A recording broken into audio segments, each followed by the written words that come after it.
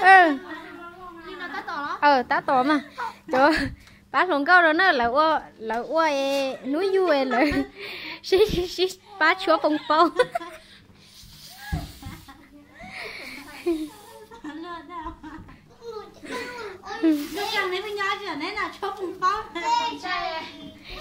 Chúa à.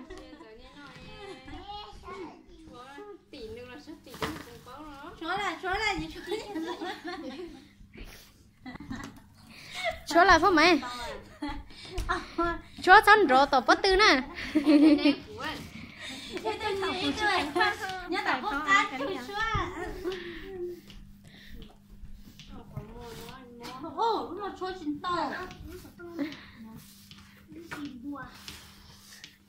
Đó là ôn núi du là xí phá chúa bông bông.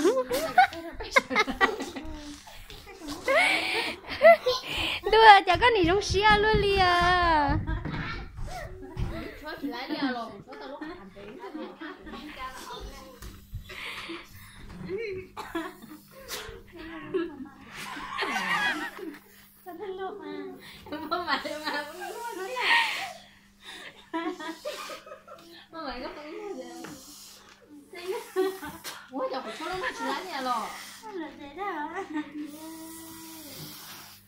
Dẫu trong trần rổ tổ bắt tư á.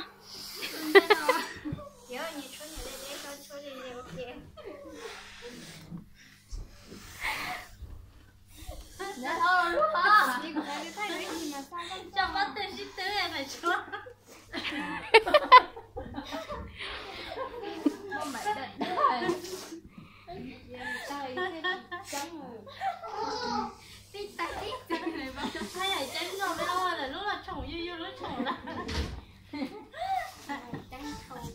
Cả chi chua mà.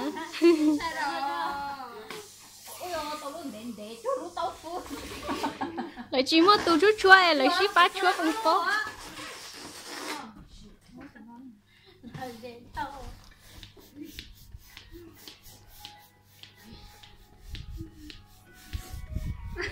Này có một tông tao cái hả? Này sai thế.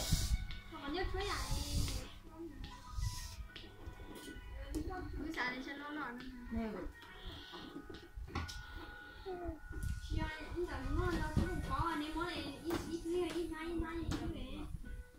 Có lon nó chẳng có cái này không nè.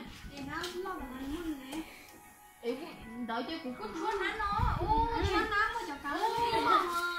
Hắn nói, ôi ơi, được trên hắn nói, nhìn vô hắn nói chơi. Alo,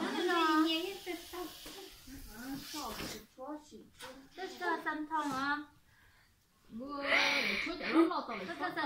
Chúa có chúa được liệu hậu dẫn. Là gì?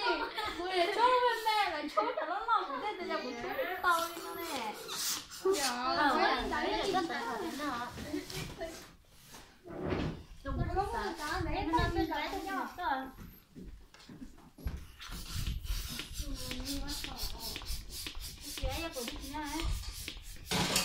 Tôi bữa bây giờ cũng phải chốt thì tôi phải không đi lấy chỗ nữa. Ui cũng chốt xuống nè nè.